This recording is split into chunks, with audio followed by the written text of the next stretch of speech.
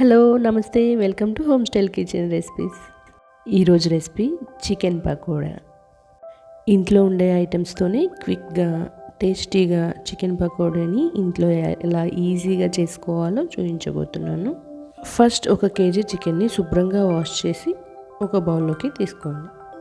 చికెన్కి సరిపడినంత ఉప్పు, కొంచెం పసుపు, 2 టేబుల్ స్పూన్ల కారం, 2 టేబుల్ స్పూన్ల నిమ్మరసం, 1 టేబుల్ స్పూన్ ధనియాల పొడి, 1 టేబుల్ స్పూన్ మిరియాల పొడి, 1 టేబుల్ స్పూన్ గరం మసాలా పొడి, 1 టేబుల్ స్పూన్ జీలకర్ర పొడి, 2 టేబుల్ స్పూన్ల అల్లం వెల్లుల్లి పేస్ట్ని వేసుకొని మసాలాలన్నిటినీ ముక్కలన్నిటికీ బాగా పట్టే విధంగా బాగా మిక్స్ చేసుకోండి.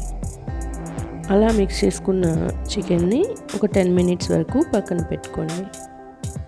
10 మినిట్స్ తర్వాత 3 టేబుల్ స్పూన్ల శనగపిండిని, 3 టేబుల్ స్పూన్ల బియ్యం పిండిని వేసుకొని బాగా మిక్స్ చేసుకుంటూ కొంచెం వాటర్ని కూడా వేసుకొని వీడియోలో చూపించిన విధంగా కలుపుకోండి. మరి పలుచగా కలుపుకోకూడదు, కొంచెం వాటర్ని మాత్రమే వేసుకోవాలి.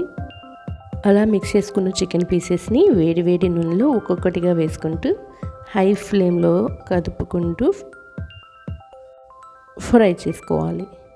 మంటని హై ఫ్లేమ్లోనే పెట్టుకోవాలి, లేదంటే ముక్కలన్నిటికీ ఆయిల్ పీలుస్తుంది. అలా హై ఫ్లేమ్లో కదుపుకుంటూ లైట్ గోల్డెన్ కలర్ వచ్చేంత వరకు ఫ్రై చేసుకోండి. ఆ తర్వాత వాటిని ఒక సపరేట్ బౌల్లోకి తీసుకోండి. అలానే అన్ని చికెన్ పీసెస్ని ఒక్కొక్కటిగా వేసుకుంటూ లైట్ గోల్డెన్ కలర్ వచ్చేంత వరకు ఫ్రై చేసుకొని ఒక బౌల్లోకి తీసుకోండి.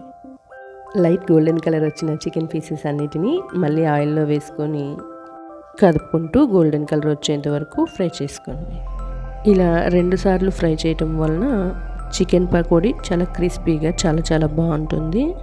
మరి తప్పకుండా మీరు ట్రై చేసి రెసిపీ ఎలా వచ్చిందనేది కామెంట్ చేయండి. మరిన్ని ఇంట్రెస్టింగ్ ఈజీ రెసిపీస్ కోసం హోమ్ స్టైల్ కిచెన్ రెసిపీస్ని సబ్స్క్రైబ్ చేసుకోండి. Thanks for watching.